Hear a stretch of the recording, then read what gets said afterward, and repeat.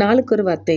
கர்த்தருடைய கரம் அதை செய்தது என்றும் இஸ்ரவேலின் பரிசுத்தர் அதை படைத்தார் என்றும் யாவரும் கண்டு உணர்ந்து சிந்தித்து அறிவார்கள். ஏசாயா 41:20.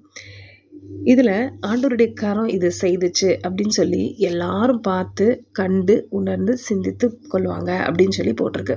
இதுக்கு முன்னாடி நம்ம வாசித்தோம் அப்படின்னா, வனாந்தரத்தில் அநேக மரங்களை ஆண்டவர் உண்டு பண்ணுவேன் அப்படின்னு சொல்லியிருக்கிறாங்க. ஸோ அப்படிப்பட்ட வனாந்தரமான இடத்துல கூட ஆண்டவரால் மரங்களை உண்டு பண்ண முடியும்.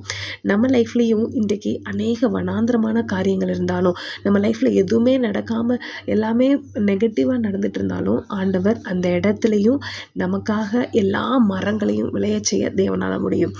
அதை அநேகர் கண்டு அறிந்து கொள்வார்கள். அநேகர் அதை சிந்திப்பாங்க. அநேகர் இது கர்த்தரால் நடந்தது அப்படின்னு சொல்லி சொல்கிற அளவுக்கு ஆண்டவர் வைப்பார். தேவனுக்கே மகிமை உண்டாவதாக.